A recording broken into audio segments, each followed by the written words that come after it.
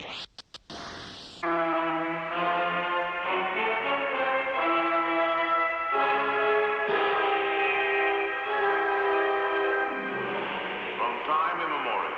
Earth has been bombarded by objects from outer space. Bits and pieces of the universe piercing our atmosphere in an invasion that never ends. In every moment of every day they come, from planets belonging to stars whose dying light is too far away to be seen.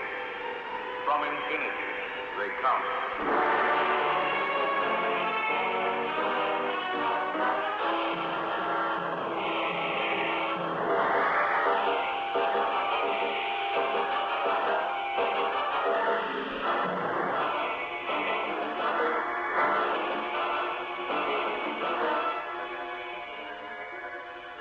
They were travelling side by side, just travelling like in a pattern, across the sky.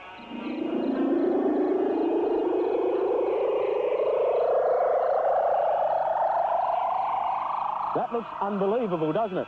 But it's a pretty accurate recreation of probably the most amazing UFO sighting ever in Australia, or for that matter, anywhere else. We do actually have photographs. I mean, I know of photographs that have been taken by military planes. They hide them primarily because they're frightened of admitting they don't know what's going on. It must have been traveling at incredible speed since it disappeared out of sight in a matter of a second or two.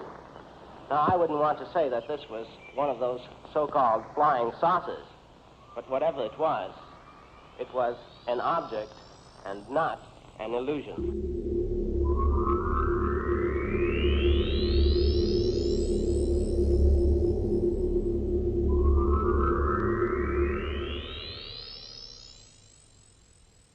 Hello and welcome. My name's Jamie Leonarder. I'm an independent UFO researcher with ALERT, the Anomalous Light and Energy Research Team. The first reported UFO sighting of the modern era was by a civilian pilot, Kenneth Arnold, over Mount Rainier in Washington State. It was June 1947. Arnold claimed to have seen 9 teardrop-shaped objects flying in formation. He likened their movement to saucers skimming across the surface of a lake. His sighting received worldwide media attention, and through Arnold's description of these objects, the term flying saucer entered popular consciousness. My name is Chief Frank Buckshot Standing Horse.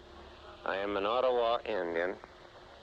And in 1959, on July the 12th, I took a trip in a flying saucer.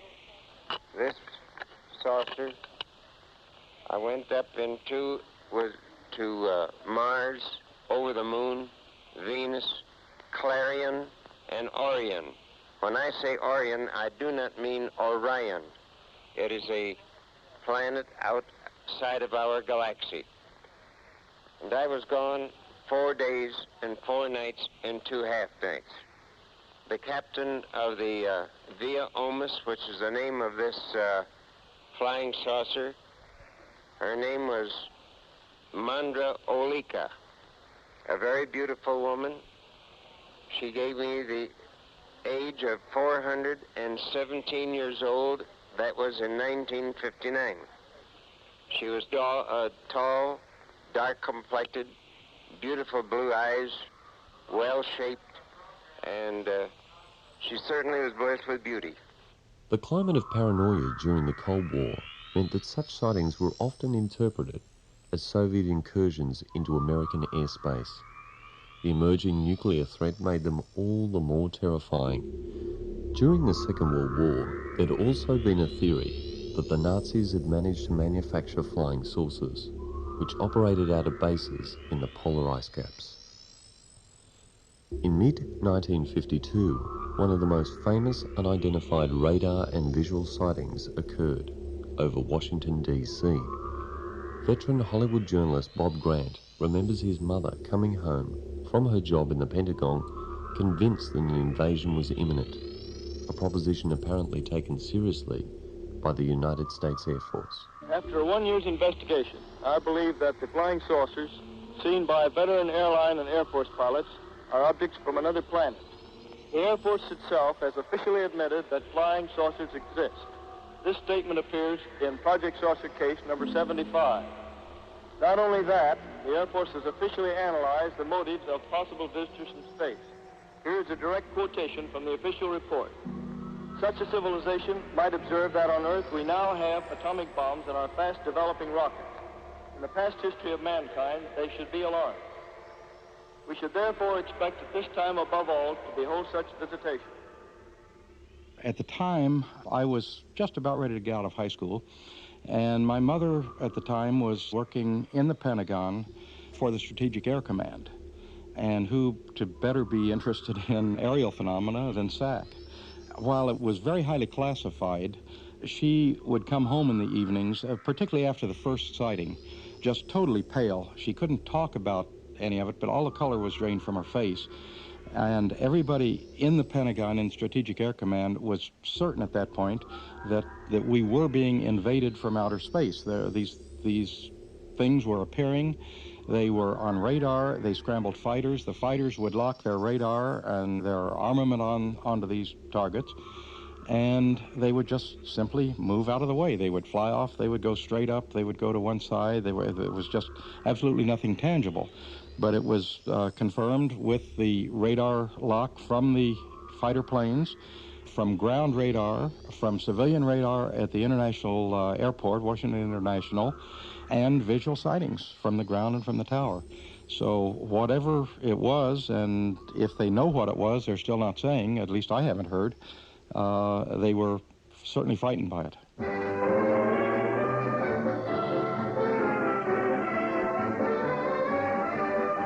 Inflating an immense balloon aboard the USS Norton Sound, the Navy prepares for further study of the elusive cosmic rays somewhere in the Pacific. That's the news. A secondary consideration clears up the mystery of the so-called flying saucers. For it is these monsters, which rise 19 miles and attain diameters of 100 feet, that have been mistaken for the apparitions called flying saucers. At great altitudes, they tell us, these elongated enormities flatten out like plates. Mystery ended.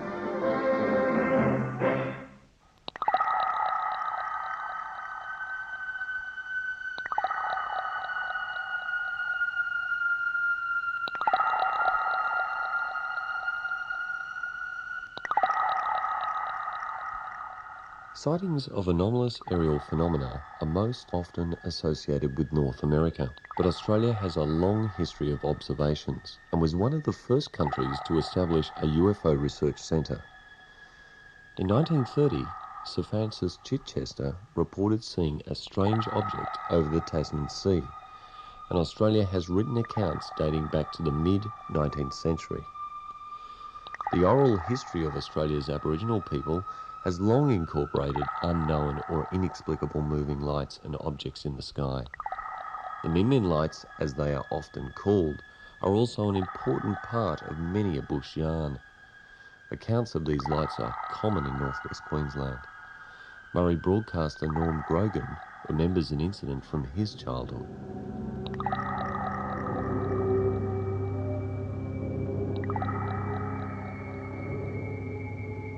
They've been around for thousands of years because there are actually paintings that are dating back a few thousand years depicting Min Min light, and it's handed down through, storytelling through generations that the Min Min light is there, and if you go out in the bush, be careful of it.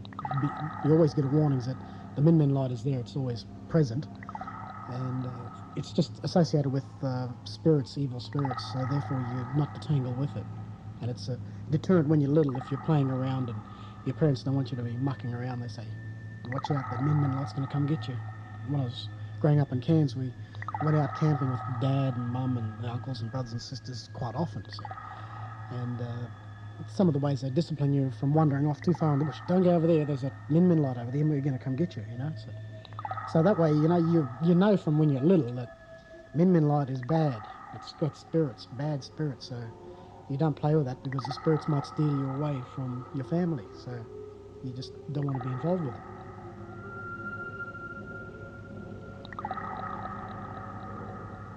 Going back a few years when I was about 8 or 9 years old, I think it was, and we quite often went across to Mount Isa from Cairns to see my mother's brother, my uncle, out of Mount Isa, and his family. We used to go and spend school holidays with them. And, you know, we'd pack the whole car up and have 10 of us kids in there, you know, all packed in with the dog even, you know. So we'd go through, and in those days, between Cairns and Mount Isa, the old Stuart Highway as it was then, was all dirt. It wasn't sealed, so every wet season we'd go across just before Christmas. So there was quite a bit of rain on there, and there's always mud, so you're really taking it in your own hands, you know, to travel along there, your own safety. So we'd go along and go through the tracks and everything, and then the particular instance was one night we were driving along, and we came across, I think, some bikies, and we passed them, and then, you know, everybody was saying, oh, look, bikies are there, bikies are there. Quite a few of them, I can't remember exactly, must be about half a dozen or so. But they were all on their big choppers and everything, and we passed them and waved to them, and this is really dark now. And so we headed along the highway, and we suddenly came to a really muddy patch, and it was sort of on a downhill run. And we were stuck in there, and all of us had to get out. There was 11 of us in the car. No, 13 actually, counting Mum and Dad. So.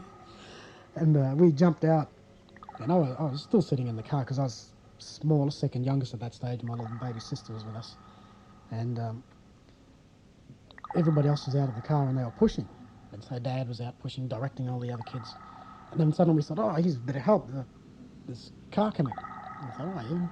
And we were watching. We thought it might have been a truck because it was really high above the horizon, the little hump up on the horizon. We came down the hill. And then we thought, no, it's too high for a truck. Could be the bikies. So yeah, it could be the bikies. And then we thought, no, that's too bright and too high. And then all of a sudden, it just sat on the hill, and we thought, well, what are they waiting for? Because they were coming up very fast, you know, and stopped and then looking down at us. So we stopped. Everybody outside stopped trying to lifting the car out of the bog. So they thought, well, we'll wait till the bikies come. They can save our energy. So they were waiting. We were all waiting, and it seemed like, something like probably 20 minutes or so or whatever. And then we suddenly realised, hang on, what are they doing up there? And then we suddenly see the light sort of darting off the road, off the dirt track. And we think, where are they going, because it's only just mud all around. And then I think Dad said, oh, quick everybody, get in the car, come on, let's get the car going. And he clicked on, and he said, it's a Min light. And we thought, hey?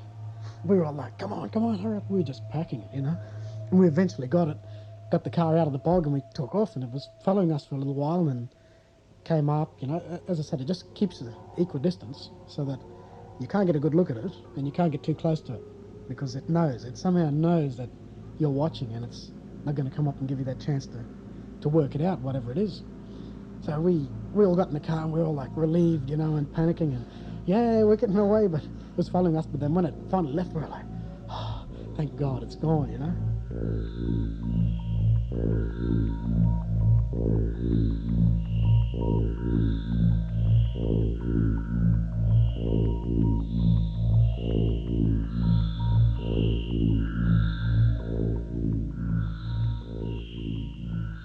Given the long history of unusual aerial sightings in Australia, it's not surprising that there is also a lively culture of independent research.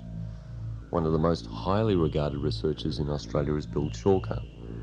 Bill is an industrial chemist and uses scientific skills to search for physical traces at sites of reported incidents.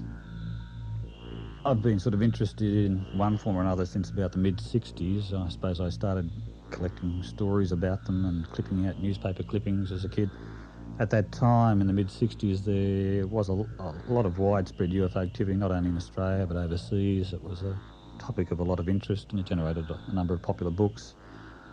And at that stage, I suppose I had an increasing interest in what I thought was scientific mysteries and things like this. And to me, UFOs seemed to represent something that was a real challenge to science, something really quite extraordinary going on. And as it turned out, 1966 was also the scene of a wave of UFO sightings in my own sort of hometown local area of Grafton on the north coast of New South Wales. And just about half the town saw UFOs.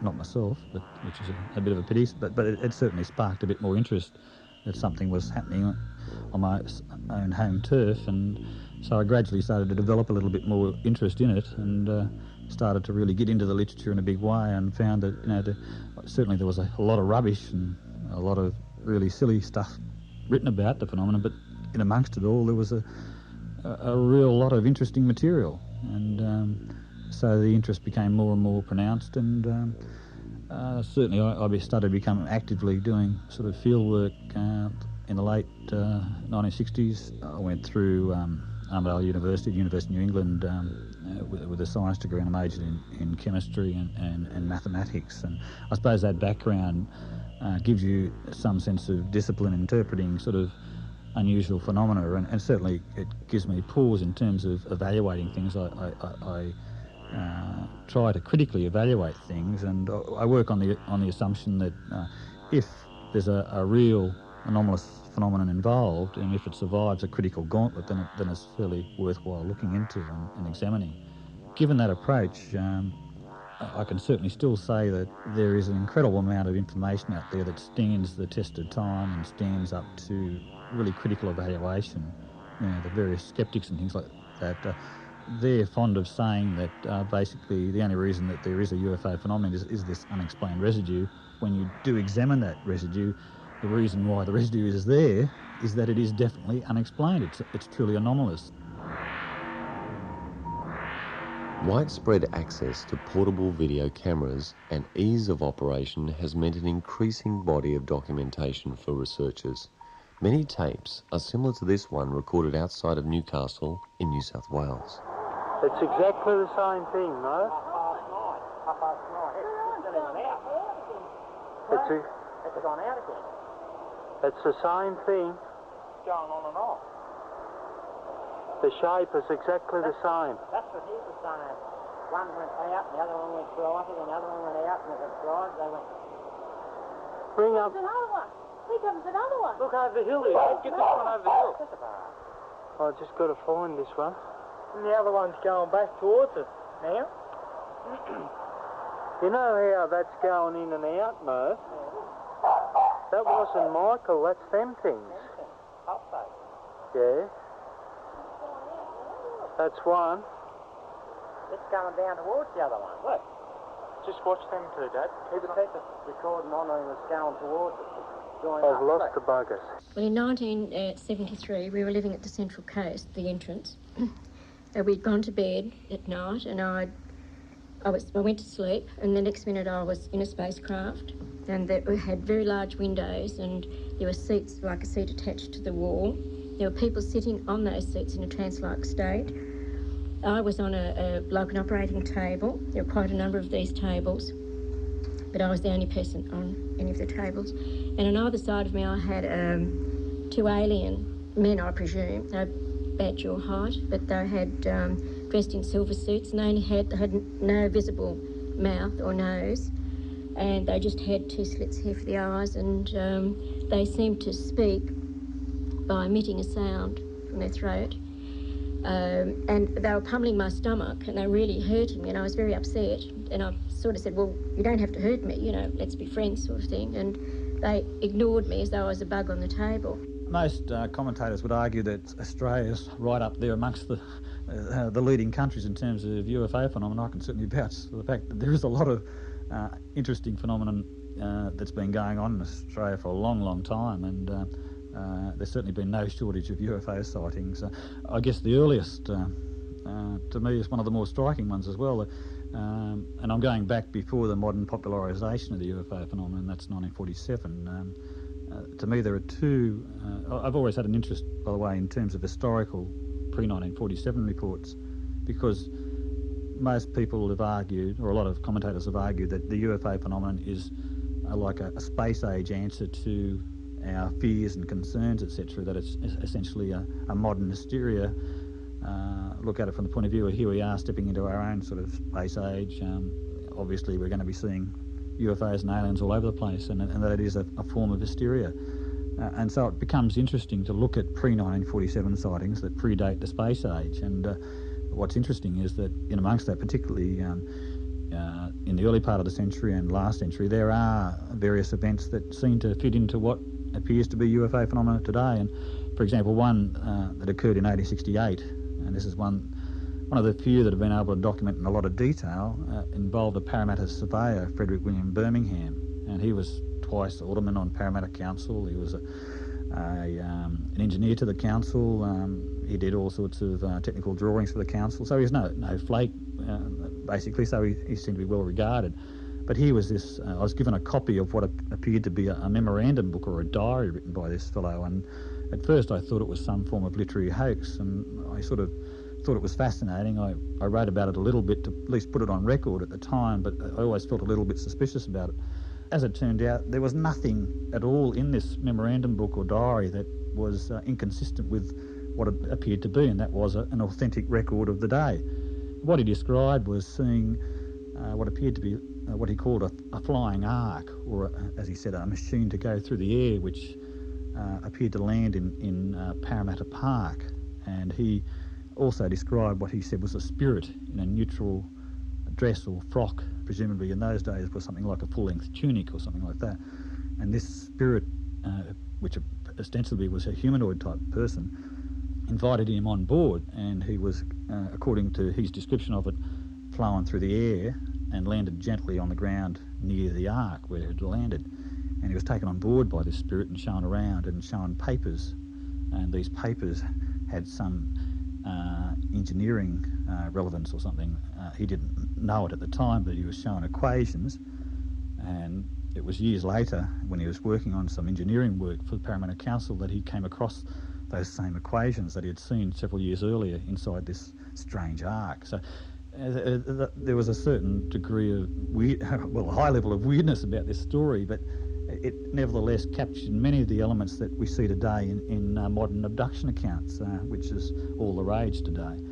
And here we have an event that occurred way back in 1868. Bill Chalker. Here's how Frederick Birmingham wrote about the incident some years later. The spirit appeared like a neutral tint shade and the shape of a man in his usual frock dress. I was shown around the ark, after which the spirit disappeared, and I fell, I suppose, into my usual sleeping state, waking next morning deeply impressed with the vision of the night. It's tantalising to ponder whether the equation that Birmingham came across in that mysterious craft may have ended up being used in the construction of local government buildings. We may never know how credible a witness Frederick Birmingham was, and it's the credibility of witnesses which is often called into question. I was walking in from my mates at about 9:30. I was coming down Common Avenue at West Ryde, and I looked in the sky and there was this object there. I thought it was just standing still, so I stood still to see if it was moving or not, and it wasn't, it was just there. And then I started going home again, and then it moved across over towards Parramatta Way from West Ryde. And then it was real clear when I first seen it, and by the time I went to Parramatta, another one come along and they both just stopped there. And then me brother and me went down the road to have a look and see if there's any more that we seen before that. And then we come back and they were both just gone.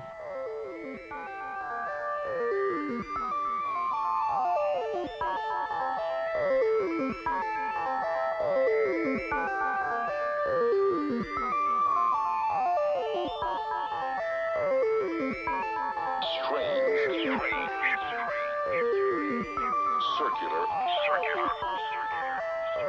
aircraft.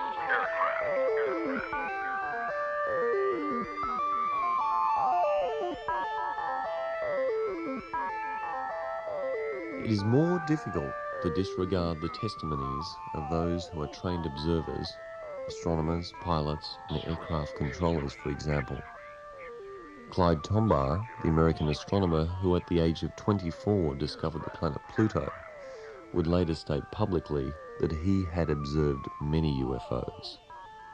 In a moment, Australian pilot Alan Hennessy, a flyer with over 5,000 hours in both military and civilian craft, describes a couple of unexplained incidents from his career. Well, if anyone still doubts the existence of flying saucers, they'll have to contend with fairly strong evidence produced by scientists on board the Anglo-French supersonic airliner Concorde. The Concorde was flying at about 55,000 feet over Chad in Africa at a speed of 1,437 miles an hour. A team of scientists was aboard. The job was to photograph the eclipse of the sun from the most favorable position. And so a series of pictures were taken during the period of total eclipse. When they were developed, they showed a strange, luminous, round object. It was higher than the plane and about 10 miles distant, according to Monsieur Claude Poer, chief of the rocketry division of the French Center for Space Study. And an exhaustive analysis of angles and speeds showed later that it had a diameter of about 650 feet. The first incident of seeing something I didn't quite understand was in Darwin in, I think from memory, late 1978. We'd just come off a shift. We're just meeting in the beer garden of the officers' mess, and no, we weren't intoxicated, and ordering their first beer and just sitting back waiting for it to be delivered. And it was after dark. The sun had gone down about an hour or so earlier, and a very bright light appeared from roughly west-northwest at altitude, travelling very fast, about the speed we knew and had experienced before satellites travel. And said, oh, look, a satellite, sun reflecting on the satellite. It was so bright that it really stood out against the now just starting to become visible stars. And we watched it, and it stopped straight above us. And it wasn't a case of, we've fixed our gaze on something that was now stationary. This thing actually stopped. And as we watched it, it turned about 130, 140 degrees to the right and just took off again at twice the speed. Now, I knew that satellites didn't do that. People said, oh, it was at night, it was autokinesis, which is the apparent movement of lights at night. It wasn't that. And we looked at each other and proceeded to have a few beers. And well, could you describe the shape that you saw? Was it a shape, or was it an outline? What kind of visual picture can you give us? Just like a very bright star. And if you are looking all the time, you will see them go from almost horizon to horizon. They are just simply satellites. It's just like a very bright star. But at that time of the evening, it was much brighter than the stars which were just becoming visible. What kind of discussion went on amongst you? I mean, you're all experienced pilots or airmen, presumably. What sort of culture existed there to sort of talk about that in a serious way, other than, just amongst the people who experienced it? Was there a way to sort of acknowledge it officially? No, we didn't discuss it at length. There was another pilot with us at that stage. I wasn't qualified as an Air Force pilot, although I had a private licence. There were a couple of other air traffic controllers. We didn't discuss it for more than a minute or so. We just changed the subject. I think it was a mutual mental decision that we weren't going to discuss this, and nothing was reported, because what on earth were we going to say? Sitting in the beer garden, saw strange lights. Again, perhaps fear of ridicule.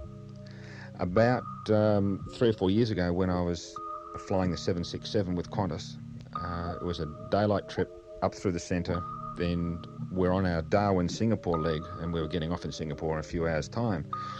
It was about an hour or so before sunset. A lot of the typical towering cumulus you see in the tropics. And as pilots want, we stare out the window a lot, because the things out there that kill you, not much inside will. And it was a large towering cumulus, bigger than the others, off the right wing, and it was about, I would estimate, 30, 40 miles away. And as I looked at it, I don't know what drew my attention to it, but as I looked at it, this large object appeared out of it. It was like half a large football, I suppose, but it was, I would say, a couple of 100 feet high.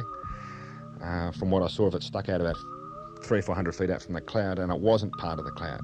It was metallic, it shone, it glinted, and stuck out of the cloud, not fully, stayed there for a short while, then retracted back into the cloud. When it was sticking out, I called the captain's attention to it, and he looked over, looked at each other, and we both said, right. Didn't know what to think, didn't know what to say, called the flight service director up the front, and we said, what do you think of that? And he looked at us both and said, I'm not here, and wandered out down the back again. As far as I know, no other reports were made by the crew. Nothing was reported from the passengers, I think mainly because they were asleep, some of them were asleep. We didn't report it, we basically forgot. It was one of those things where you see and it's not discussed. It wasn't discussed anymore. Was there any other evidence that you came across in your time with Qantas that showed that perhaps the company did recognise that there were incidents and events going on that they needed to deal with, but weren't kind of acknowledging that publicly or even within the company itself? In the time I spent with Qantas, it was about 5 years, I saw no recordings of reports from pilots of seeing certain things. We had aircraft incident reports, air safety incident reports, which were summarised, but there was no mention of unusual aerial sightings or strange phenomenon. It was like it never happened. Now, one might say, well, it wasn't reported because nothing was ever reported. I know things were reported to colleagues, but they weren't reported to the company. We didn't report that sighting. Now the opportunity exists to be able to tell people who perhaps can confirm that what you saw was real because they've had similar experiences, and they think, oh, thank heavens, it wasn't just me. We have about 4 objects have been in the system for over an hour in the vicinity of Edwards Victorville. Actually, they're pretty close to over Sandburg, too. Everybody around has had radar and visual obs on them, and they're flashing lights, etc. Running in the vicinity of 4 to 12,000 feet, various observations. Your first one was 135. Your second one should have been about a 145. I have one in that area. You have one in that area also? 3 of them in a row. Right. About 145. Okay, March approach spinning these 3 also. Right. If you have one at 090, we do not have that one, but we do have the other 2. The tower? Yes, it's I mean, that one. You look to the north of us, there's one coming pretty fast. That's the thing is moving. And he's coming from north to south. He's north going south. He's right over the runway. He's right over your runway? He's about to pass over the way he's moving. There's something right over Edwards at this time. I got a piece of data. Sounds of an alert at Edwards Air Force Base in the 1950s, and pilot Alan Hennessy describing a number of his experiences. Former NASA scientist Dr. Richard Haynes has made an extensive study of pilot accounts, documented through radar and visual sightings, evidence which appears to be overlooked by academia and the military. Bill Chalker has had unprecedented access to Royal Australian Air Force documentation of similar sightings and comments on how this information tends to be handled. UFO or unidentified flying object watchers will have to make their own investigations of sightings following the RAF's announcement that it won't be getting involved in the future. The Minister for Defence has limited the Air Force to investigating phenomena which suggest defence or national security implications.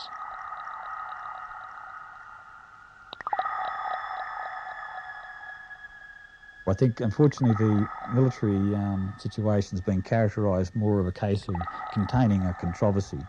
The military obviously want to be giving the appearance of being in control of the environment that they're responsible for, and that, in the case of the Air Force, is our airspace. They had basically a formula that they would operate to. They would examine sightings, etc., but there was no evidence of real serious science being involved in the RAAF's investigations of UFOs. Their final rationalisation, the best response they had to the UFO problem, which they could never effectively manage, was to ignore it.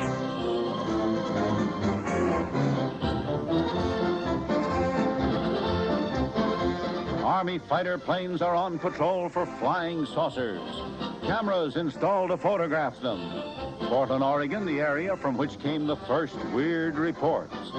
This flying saucer patrol shows how the Air Forces, while not putting too much stock in the mysterious things in the sky, are investigating. The control tower's in touch and on the watch. So are a whole lot of people these days.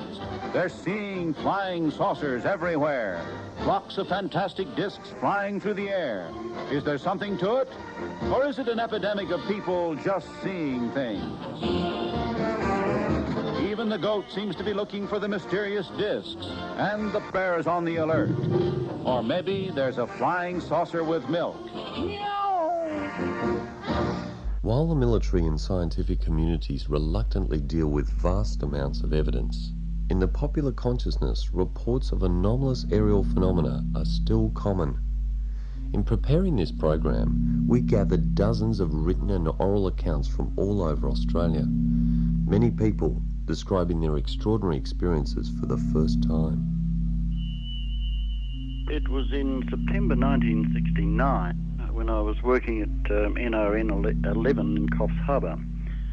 I was a newsreader there at the time. Anyway, one of the technicians came in one evening and he said, there appears to be a rather strange light in the sky, and it was twinkling. So we went out and had a look at it. And where the television station is in Coffs Harbour, it's fairly remote from the town, and it's on a hilltop. But anyway, we went out and I had a look at it, and I'd taken the binoculars from the supervisor's office, and we looked at this object in the sky, and it was stationary and it was twinkling. And as I was watching from somewhere in the off to its right-hand side appeared a light, and the light was just gradually going, and it went straight into the object that was twinkling. And then I handed the binoculars back to the technician. There were 3 or 4 techs by this time, and the others saw this light or another light or several lights, and they all appeared to just vanish into the light that was the bigger light that was there.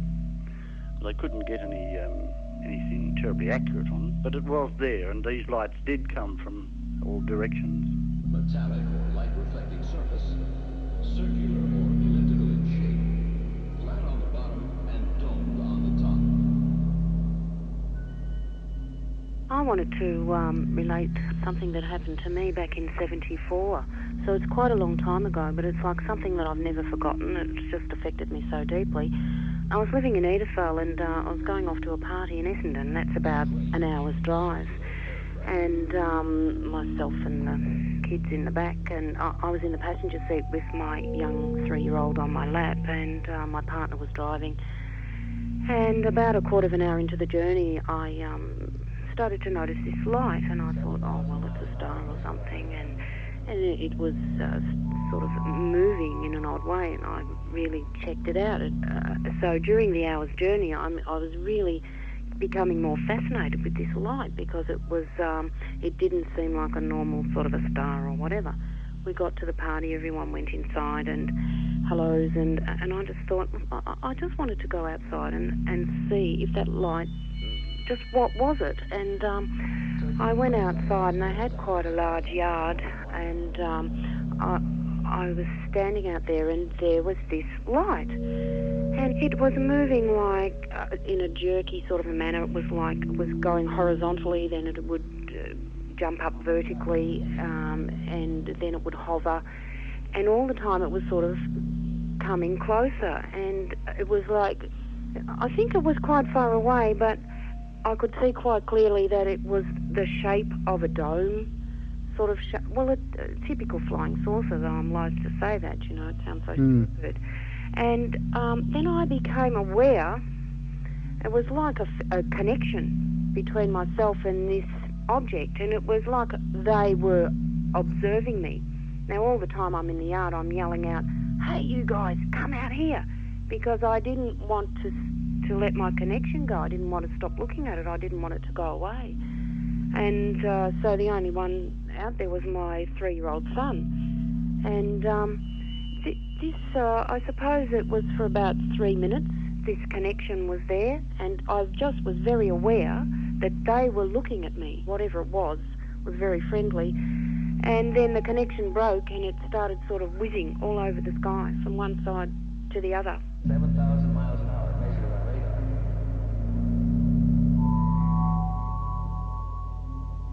The 6 of us were seeing some relatives off out the front of our house, and we live just off the coast a bit, and it's nice and dark. You see the stars pretty easily.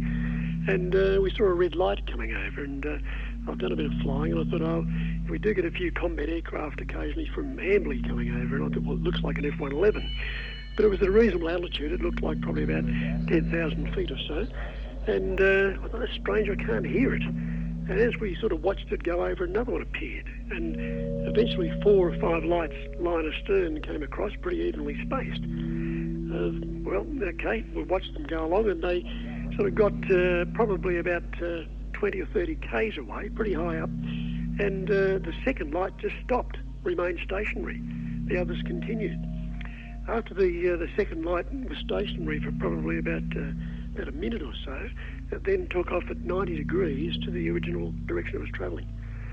In frustration, I called the cooling out of control tower, and they'd had other calls of the sighting, but couldn't explain it. Called the Bureau of Meteorology the next day. They said they did have one balloon up in the area, but that was recovered, and that was carrying a white light, not a red light. So I called the Amberley Yard of Left Base. They had no scheduled military flights that evening. So it was really quite a frustrating thing. We just couldn't explain it, and couldn't even hear there's any sound attached to the lights. I was walking in from my front gate and just stepped on the veranda. I noticed a gold-orange light appearing over my neighbour's roof, and it was on a downward course. It was coming directly towards me. As my veranda is only about 15 metres from the neighbour's fence, I thought, whatever's happening, and it was coming straight down at me. And I thought, well, this idiot, whatever it is going to crash into my house. And I dashed up the 2 or 3 steps, grabbed my glasses to put on, and as I turned around, it went up through my veranda, almost transparent. And as it raised up, I saw the undercarriage, which appeared to have a couple of small skis on it, and it was elliptical in shape, the whole UFO or whatever it was, and it was a grey shadow. And over 20 years ago, I saw one go down past my house. There were 4 of us sitting in the den looking out of a window, and it was about 200 feet in those days above the main road. And I called out, look at the flying saucer. It was painted green. It was shaped like an aeroplane, but no wings and a fuselage. It was all lit up inside, and there was a very, very black personal object sitting in it. And as I said, look at it quickly, it just disappeared. And there were reported 200 sightings at that stage. I rang the chap here who does the research on them the next day, and he said he'd had over 200 reports, and they're my experiences.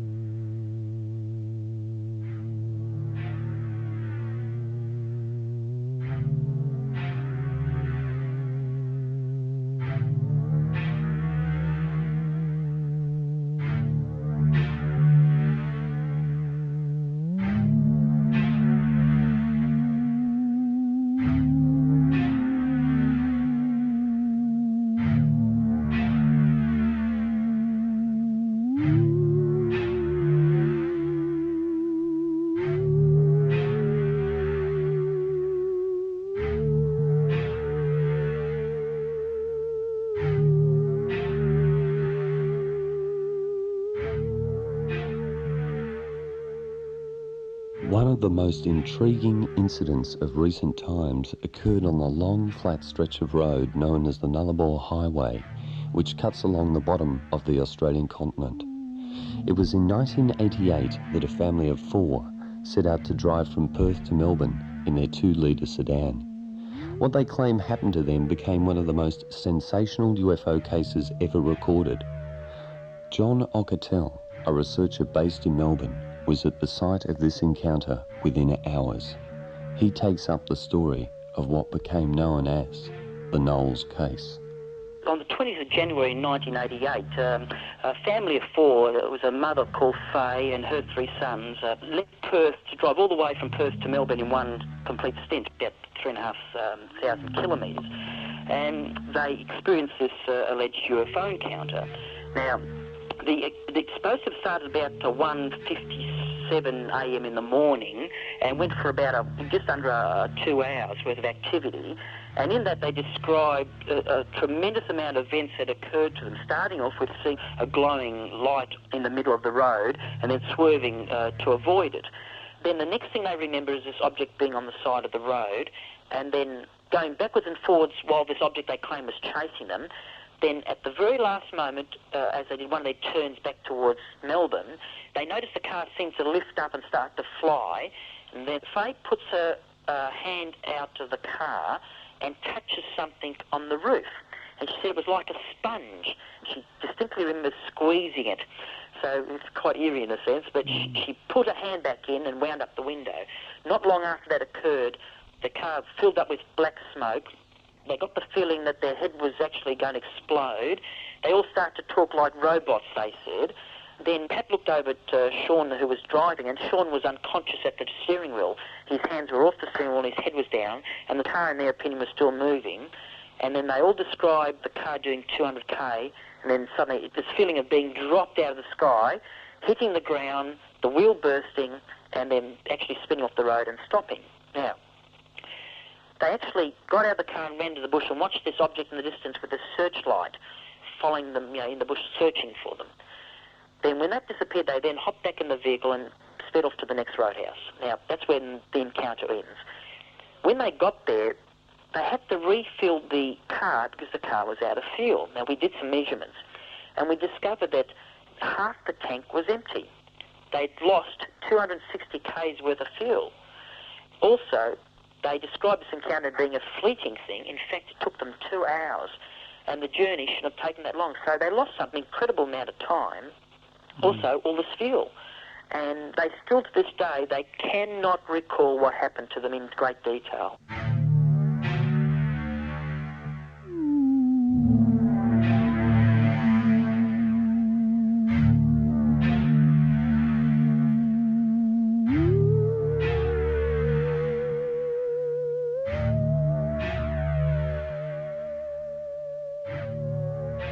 One of the other things I find fascinating about that case is that very quickly the federal police became involved.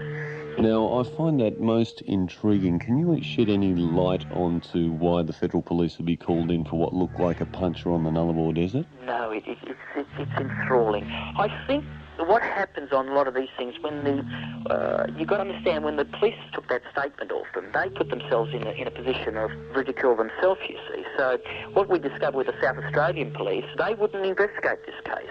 They wouldn't get involved because they're too worried if they do that, they've got positions to uphold. Now, if you're chasing UFOs, these alleged things that don't exist, it's taxpayers' money. So I'll give you a good example of this. I did a case over called the Melton Police Encounter, which occurred over just west of Melbourne. There was, 3 or 4 divvy vans chasing this UFO. The area chief inspector was involved with it. It flew over the police station. The police officers made statements. I've got all their statements here. And I went back there the next day to, get some more statements from these people, and I had to arm my way through military people, investigating officers. The Department of Transport was there because it was an aerial phenomena. They're all out there to try to debug it as quickly as possible. Bill Chalker comments. There is about 3 or 4 different analyses that have been done of that Mundrabella material, and none of it, from a chemist's point of view, to my mind at least anyway, argues forcefully for it being alien or unusual, really unusual in nature. Mildly unusual perhaps, but not sufficient to support something truly unknown. Now, if the analysis had occurred in a carefully controlled fashion early enough, well, then we may have had something really interesting to look at. But because of the way the whole affair unfolded, tainted by the media circus, it was not an environment to do scientific work in. Nevertheless, the Nullarbor remains of particular interest to UFO researchers. Contemporary investigators have targeted the region for its abundance of repeatable phenomena such as Earth lights, events which have been linked to geophysical activity like the movement of the Earth's crust. Scientific data aside, this ancient flat space is a continuing source of powerful anecdotal evidence. Those who know this stretch better than most are the truckies who drive it dozens of times a year. When I first started doing the Nullarbor Plains, I did hear a few stories, but I was pretty well sceptic at the time. But yeah, a few things did happen to me, which I didn't quite believe at the time, but after thinking about it and after reflecting back on these stories, which I heard from other people, there have been strange happenings. Especially around Ceduna, where at night you'd be travelling and you may be talking to a driver hundreds of kilometres away, but when you're sort of looking back behind you and just to see if there was anything following you, maybe another truck, maybe a car who's got a radio that you could talk to. It seems strange that lights coming up from behind you was sort of following strangely. Most vehicles following you, whether you're in a car or in a truck or in a bus, you will always notice their lights are in your right-hand mirror. But it's very strange when you start to get them on your left-hand side too as well. And to have two lights following behind you, especially in a semi-trailer, you've got no inside rear view mirror. But when you have a single light on your right-hand mirror and a single light on your left-hand mirror, it has either got to be a very wide truck following you or a motorbike on your right-hand mirror and a motorbike in the grass following you, about the same width. Now, a truck coming up from behind you, they will always start to talk to you. But when you get two lights following behind you and they don't advance and they don't fall back, but it doesn't matter how fast you go, that distance is always maintained. And so you wonder what is following you.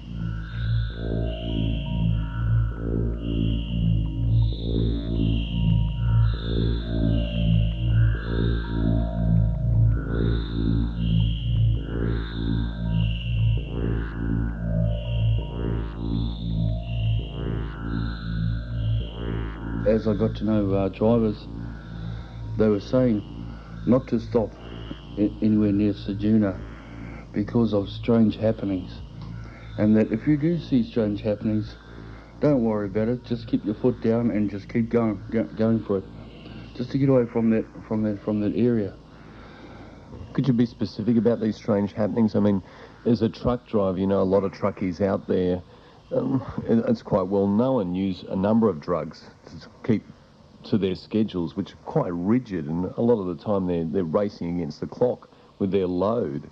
This is not something that you dismiss as like a truckie hallucinating or something. Yeah, the blokes which I normally used to talk to down towards that way, they weren't heavily into drugs at all. They were family men too as well. But some of the stories that they were saying were about flickering lights coming up on the inside, sort of parallel with them. But it was only white lights, which some of them were talking about. Others would talk about red, green and blue flickering lights, like lights that were dancing.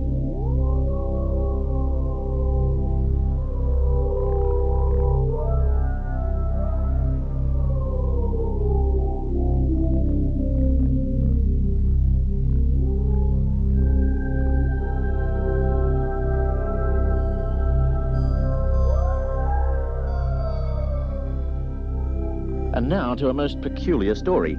Last night on the lonely Nullarbor Plain, an Australian national freight train heading for Western Australia lost power and finally stopped altogether. It was delayed for 2 hours, apparently because of mechanical failure.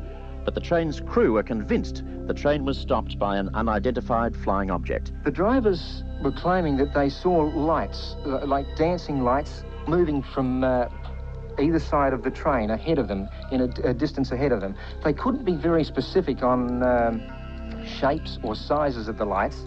It was just probably the best way to describe it would have been a sensation of light out in front of them. What sort of country were they in at the time, and what sort of weather was it? They're in sand dune country. Weather-wise, I'm not exactly certain, but it was sand dune country, and the track was bending through this hilly, sandy country. Well, I understand that the train slowed down even though the motor was still going. Do you know any more about that? Apparently now it seems that there had been some problems with the engine. There was a loss of power. The engine was still running. Bear that in mind. All the way through this, the claim has been made that the engine was running the whole way through, but the power wasn't being transferred to the wheels.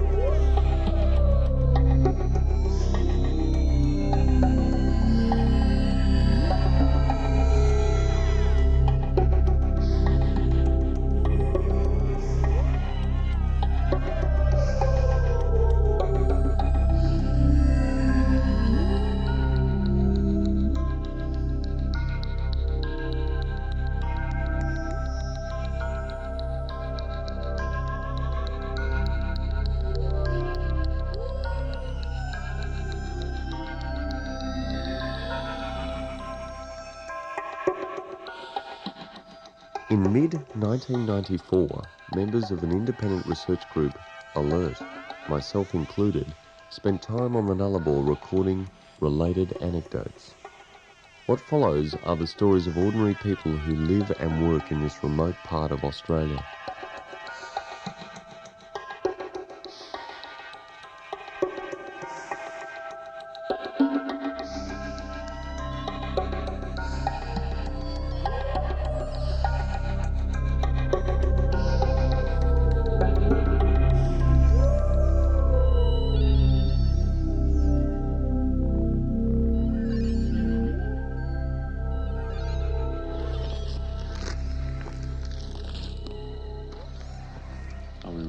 We are.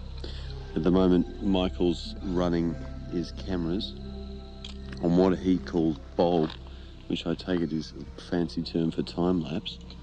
It's got a bulb written on it with bulb next to it. B? Bulb, yeah, with bulb. Oh, yeah. Okay. So what, we'd estimate it's about 8 p.m? Something like that. 7:38 p.m, Thursday the 7th of July. And we're sitting out for the second night, and it's beginning to seem a little futile because for two reasons. Michael spoke today to Craig, the guy who pumps the gas, and he saw this thing last night whilst we were looking straight in that direction with our cameras set up and our equipment, and we saw nothing. Now, Michael got a bit pragmatic with him and said to him, listen, what distance was it from the evening star, which they term the evening star, which is the brightest star in the sky? Now, we're looking, I can see it right now, and I can't see a bleeding thing. Crew? Nothing. No. Not a thing. Unless we're in the wrong dimension of, or conscious mode of thinking, I don't know. Okay. And also, we've got a story from Ros, is it? Roslyn, yeah. Roslyn, who's the girlfriend of Troy. And Troy is the... Roo shooter. Roo and rabbit shooter for the Mundrabilla homestead. Which is 1 million acres, run by Bob and his wife. Didn't get her name. No, I didn't How many either. kids are there? There's two. We saw them driving a mini moke, and they must have been no older than 10. Did you see that? Yeah. We kept on driving from Troy's house back to the mainland. So you spend the whole night on your own? Yeah, that's right. It must be quite a lonely occupation in many ways, you know? Yeah, it is a bit. I've got a radio and that, so I talk to a few fellas around the other shooters and other station owners and that on the radio, which makes it a bit better. All right. We're curious about a lot of the stories that go way, way back about this area. There have been odd stories to do with, like, min lights. Have you ever seen anything yourself out here that falls into that category? The only thing I've ever seen, which I don't know if it was a UFO or what it was, the only strange thing I seen was one night I was out shooting, and because you're licensed for one property, there's only one shooter, so anyone else that is on there is poaching your land. I seen lights out there, and they were due east for me, and I looked through them looked at them through the scope of the rifle, and they come up in two squares, almost like a window with two windows of a house. So I thought for sure that it must have been a shooter. So I chased after this thing for probably 2 hours, and I drove almost to Eucla, and I just couldn't get any closer to it. Each time I stopped and had a look at it, it was still due east and still just see the two square lights. So no explanation for that whatsoever? No, I've seen a similar thing to that when I was at Royal Inner, but I don't know what it was. It could have been someone camped, or I don't know. You know, you couldn't really say that it was a UFO. Right. And I was talking to another shooter not long ago, and I asked him just out of the blue whether he had seen anything strange, and he explained the exact same thing to me, but his wasn't white light. The one I seen was white. He seen orange. And did he try to chase that, or did he sustain speed? Or? Yeah, he followed it. Well, he's seen it in the distance and thinking the same thing as what I thought. He thought it was a poacher. He followed it, and he hit the boundary fence of another station, and he couldn't go any further, but he just couldn't. It was the same thing. It just seemed to stay the same distance from him. Right. Gee, that's highly unusual. I spoke to you yesterday, and you've got a bit of a theory yourself for a lot of the lights that people see, and it's got something to do with the fact that this land is so flat and so vast. Because it is so flat and the air seems to be so clear here, like you can see the stars like here, like I've never seen anywhere else. You know, I think you get a misconception of distance. Like the roadhouse, you can see direct light, not just glow, but direct light 15 kilometres away from it. And well, I've had times when I've been out shooting and I've seen a flash of light in the sky and thought that was someone poaching, and I've sat there and watched it for a while, and it just keeps flashing into one spot. And after I got home, had a look at the map, and I was dead in line with a bend in the highway, and the highway was 30 kilometres away, and I just put it down to the trucks coming around the corner on the bend of the highway, and the light's just flashing on the horizon. Especially if you get fog, you can get the light can take on weird shapes. I've seen spotlights from other shooters going straight up in the air, and you'll have the main shaft coming up like a tree trunk, and then when it hits the fog, it just mushrooms out like almost like a mushroom, almost like an atomic explosion.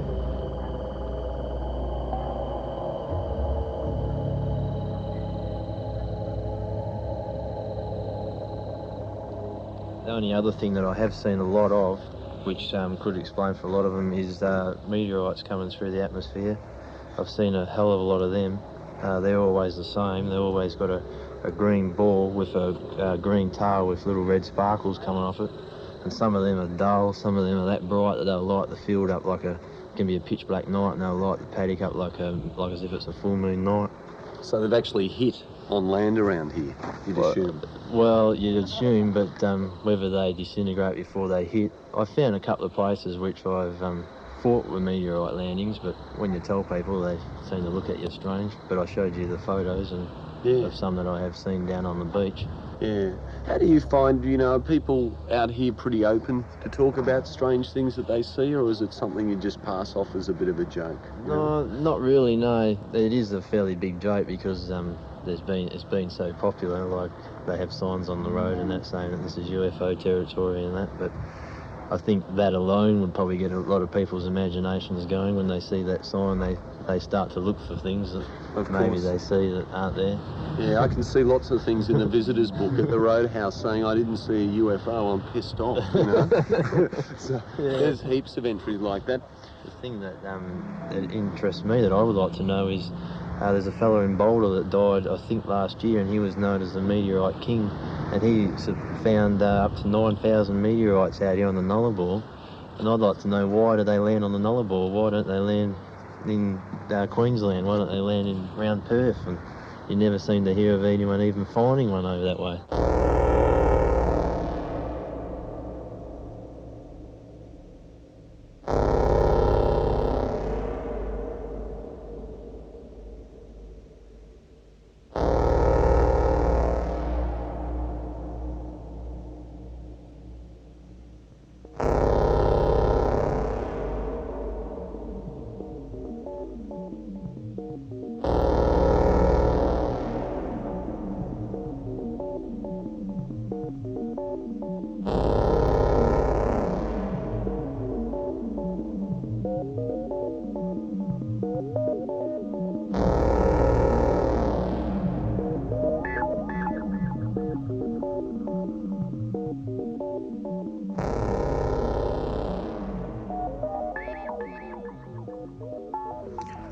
It's about around midnight.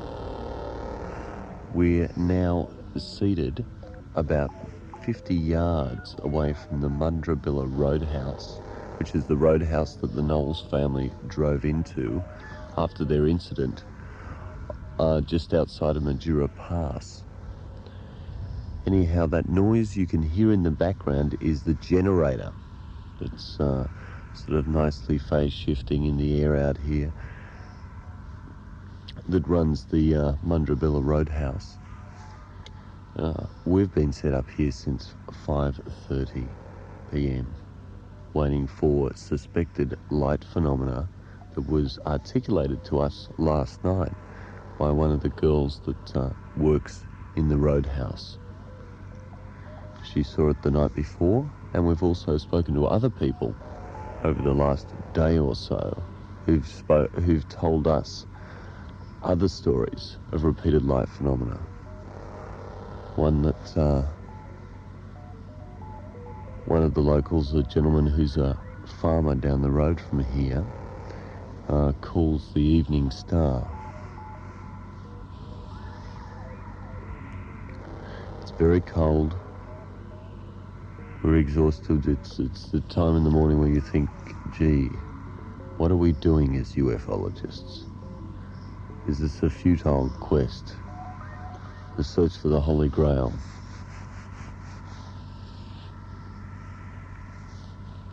But on the other hand, the sky is full of wonders, and we're enjoying those at the moment. I'm just having a word with Basil and Sheila here at the Mundrabilla Roadhouse, which is the place that the Knowles family drove into. And Basil today, around lunchtime, informed me that he came in very soon after the Knowles incident had occurred. Could you just explain a bit about that, Basil, what you were doing? And you were driving the road, what, 8 hours after? It would have been, I suppose, 7 or 8 hours afterwards. We got into Mundrabilla here, a little curious. I was filling up with petrol and spoke to the service station bloke here and asked him what was going on up the road. The thing that sticks in my mind about his account of the business was that he said they had a dog with them and that the dog was literally pushed up as hard, had forced itself up as hard and as far as it could get under the driver's feet. And he said he'd never ever seen a dog so terrified ever before. The other thing he mentioned was a very, very strong smell of ozone, which is that spark you get with electric flashes and electric discharges.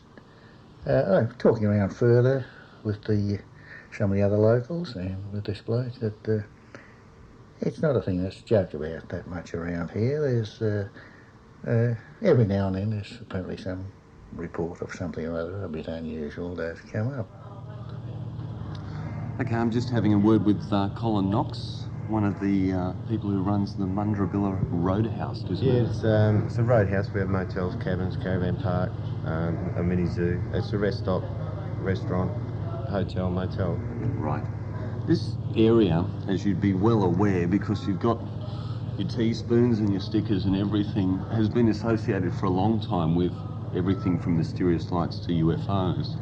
I'm just wondering if you have any stories or you've seen anything yourself in this area in the time you've been around. Did you used to drive through here? I did. I drove on this road for 12 years as a driver and an owner driver. For 12 years I spent out here. Right.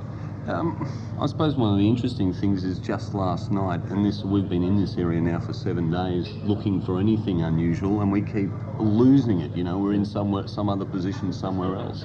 You guys witnessed something unusual last night in the sky. Could you explain that to us? Yeah, well, it happened about 7 days ago. We saw the same thing. It was just above the escarpment. It was a bright light, and it was turning orange. And at first I thought it was Dougie, the rabbit shooter. But when I came back here, we were still inside. We went out to have a look, and he said it was the evening star. But when he turned his back and walked away, the evening star disappeared. And we all know the evening star don't disappear. Yeah, it actually goes down over the back of the horizon. Then we did see it again last night. Yeah, well, it was brought to my attention by the other people who own the roadhouse, and I went outside. And it was the most unusual light. It was quite some distance away. What the distance was, I wouldn't have a clue. But because it was a really dark night and there was no other forms of distraction in the sky, that this object was very, very obvious. And what happened towards the end? Did the object move down over the escarpment, or? Yeah, well, I had to. I was in and out of the roadhouse, and we watched it for quite some time, and left one of the other ladies more or less to keep an eye on it, and it just faded out. It just went. So you were ducking in and out to make sort of the dinners for the evening whilst watching this thing? Oh, absolutely. Absolutely. I mean, life still goes on no matter what's out there. Absolutely, yes. Otherwise, everybody would have starved.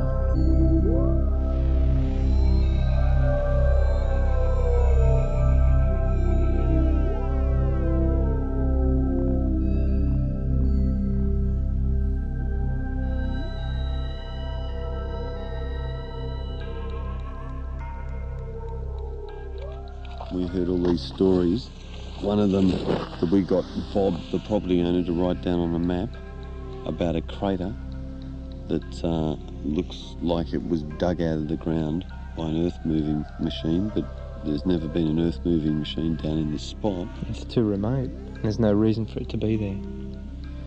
And and they both remarked about it. And Bob's a fairly straight sort of guy, and very straightforward down the line sort of guy, and he sort of was keen to write it down on the map and tell us all about it.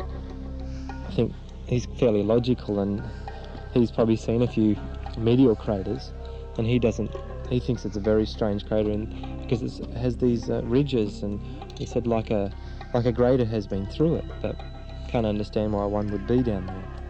It's a very large hole in the ground. So that's quite near the water. It's off the road towards the Bight. Yeah. Anyway, we're going to go down and have a look at it. Nice falling star there. Missed it? Mm-hmm.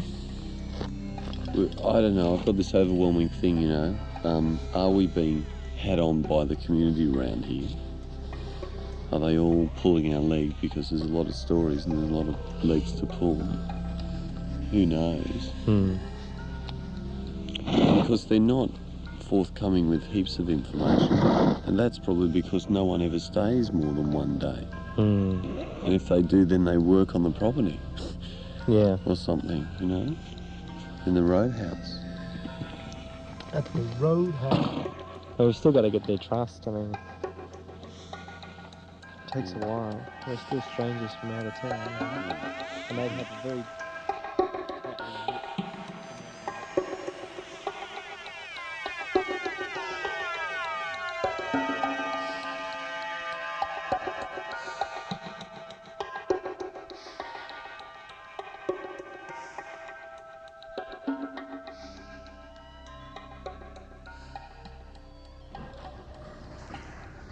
All right, I'm just having a word with Bob, who runs the Mundrabilla Homestead. Could you tell us a bit about this property, Bob, and when you came here? Well, we came here about 8 years ago. There's been several instances here that were reported as vehicles being picked up and this type of thing, but there could be another theory there too, that the person had driven from Esperance, which is 9 hours from here, and it was a time of the year when we were experiencing fogs, and they could have just plain run off the road. But they were terrified, Bob. They were terrified. I know they were terrified. You don't leave your luggage behind, all your goods. you know, he has it that there was nothing in that, but I don't agree. That was actually only 7 kilometres from your... 7 kilometres west from here, and I was actually not here at the time because I'd caught a bus that night to Perth, and I rang home next day to say that I'd arrived safely, and Lucy asked me if I'd read the papers because all hell had broken loose here. There were federal police. Why are police coming for an unusual... I don't know. They had witches' hats on the road, and for weeks afterwards the buses cashed in on it. They'd stop at the actual site, and everybody would get out and investigate, and on one account one of the passengers said to another, "Yes, I can feel it, you can feel it, can't you?" As if there was still a presence there.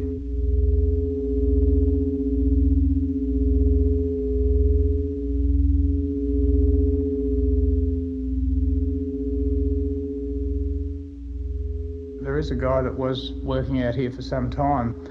He was certainly hooked on them, and he used to sit in the dark in the middle of the night in his ute and wait for them to come, but... Did he have claim success? Yes. Yes, he did, yeah. Did he believe he was in the right spot, or was he inducing them from concentrating, or...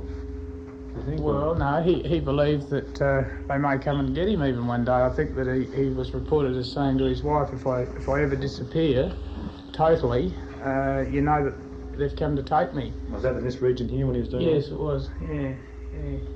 Liz, I'm curious to hear you say, about the Knowles case. But do you think there's something to it? Because originally when we came to speak to Bob, I was telling him that very close to that time, there were 2 other cases that were quite identical. Exactly, and on the same evening of the Knowles business, there were sightings, weren't there, out at sea, all over the place. There is an interesting thing that I witnessed years ago. I was at a barbecue in Broken Hill, and it was at the home of a mine manager, and there were mine managers from several other mines there at the same time. And it was a very pleasant evening, and there was a light in the sky, and there was absolute silence. And these mine managers said, after the light had disappeared, after about 10 minutes of moving in the sky, it's following the lines of load. The mineral lines of load.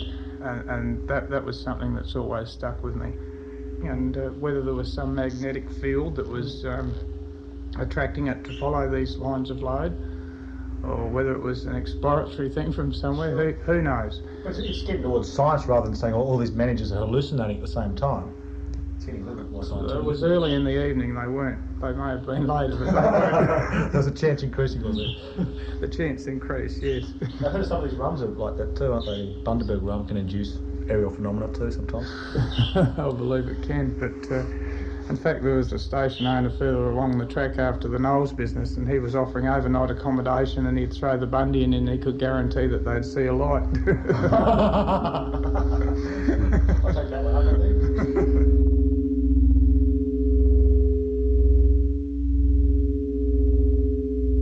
But what about old Alan Stewart? His belief is so strong, isn't it? It is. Totally. Yes, well, he showed you a hole in his face where they plugged in and drained his strength or something. Was it the guy that got zapped? Can you tell us about the guy that got zapped worked for us. You Luce, because I was away. Oh, he was terrified. It was daylight. Yeah. Where he had to go, yeah. This way? I don't know how he had skin off his hands trying to get back into the vehicle. His hands were all bleeding so front. He was in that much of a rush? Yeah. Is he a very practical type of guy, I guess? No. He was a bit of a girl. Different. He had a bandana. Yeah, he was a handsome young bloke, and he said our daughter's heart a flutter for the time that he was here, But he was terrified. He saw a light and he saw a craft hovering. 4 in the afternoon. Mm. 4 in the afternoon. I heard the car, of his black vehicle, I heard it coming, and the speed, I thought he was going to go off the edge of the escarpment. Was he terrified, was he? Absolutely. Absolutely couldn't talk. But yeah, because I don't disbelieve, I've got to admit. It's just too much. It happens too often. Yeah. Still, somehow, it just doesn't seem to belong, you know? The desert's full of things that don't belong.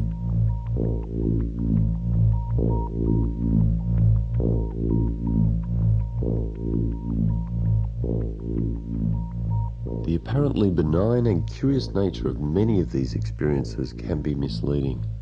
The increase of reported encounters that involve abductions and even internal examinations are obviously at the most contentious end of the spectrum.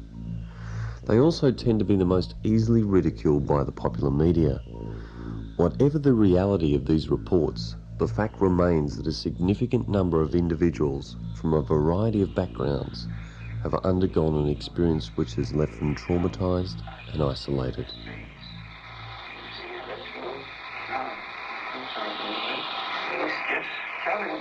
Don't be afraid. Stay there. You keep looking. Did you hear him tell you that? Oh, no. He didn't say it. You thought he said it. I know. I'll take it in my head. All right. Pull up the mouth a little way. God, give me that. All right. Pull it down. Right. Pull it down. God. It does like God. Give me that. I gotta get away. Oh.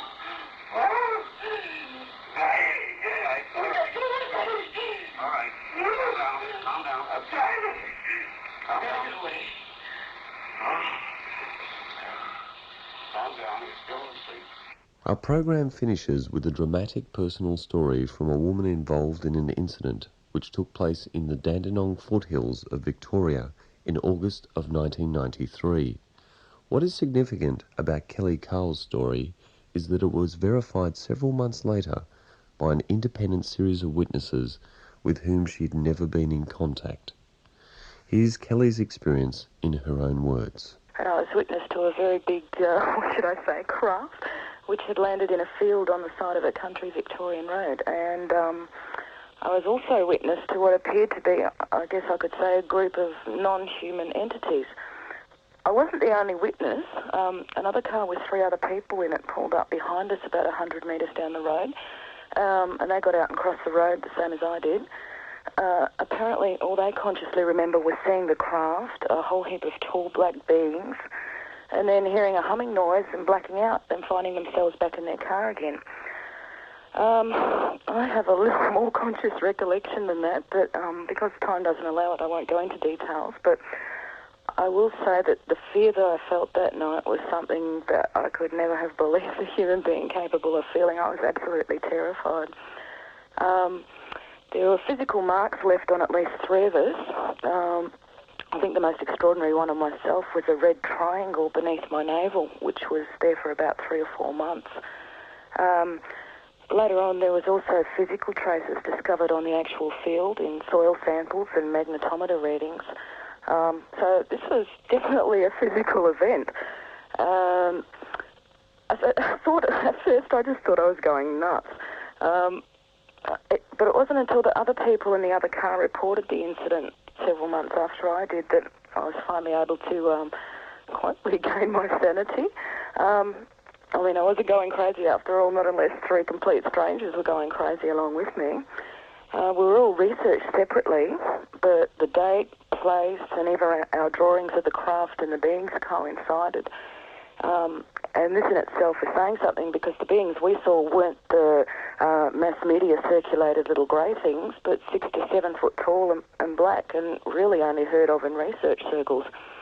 All I could remember, actually, at first was seeing this craft hovering above the road, which my husband saw as well, and then a couple of kilometres down the road driving into this bright light, and then totally excited, the adrenaline pumping, and then all of a sudden nothing, and arguing with my husband all the way home. I feel like I've had a blackout. Weren't we going to see a UFO? And he's saying, I think so. And we really didn't know what happened. And it wasn't until, when I got home that evening, I had the triangular mark on my body, and I'd also started bleeding, which ended up putting me in hospital 3.5 weeks later with an infection in the womb, which is, it's not a normal female gynecological problem. You either have to have had pregnancy, which is self-terminated, or from recent surgery, and I'd had neither, and all the pregnancy tests and everything came back negative, as I knew they would, so yes, that was quite unusual, but it wasn't until later on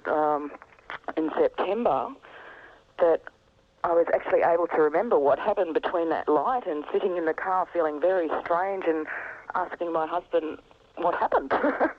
Yeah, anyway, I think with myself, the hardest thing I think I've had to deal with is always having to be very careful about who I speak with. And it really bugs me. Why should I have to hide the truth from people? I mean, if I'd witnessed a stabbing in a back alley, no one would doubt my word at all. But because the topic is UFOs, people automatically think that you're deluded. I've always been a very logical, even possibly cynical person to do with anything to do with, I suppose, strange phenomena. But I've had a first-hand experience here. It's literally turned my logic inside out. I question everything now. I question whether everything I've been taught and brought up to believe is actually truth or not. This was not supposed to happen. This was not supposed to be something that was real, yet it was. Therefore, I suppose my whole attitude towards everything in my life has changed. Well, something is going on, and it is real. It's very, very real. There are hundreds of abductees in Australia, and every year, literally thousands of UFO sightings are reported. So, I guess all I can really say is, wake up, Australia. This isn't an American fantasy. It's an Australian reality. Kelly's case is now part of an ongoing study being conducted by Bill Chalker and the J. Allen Hynek Center for UFO Studies in Chicago. While late 20th century society endeavours to maintain a respectable distance from such accounts, for Kelly and the many like her, there remains the challenge of coming to terms with an irreversible shift in their perception of the world.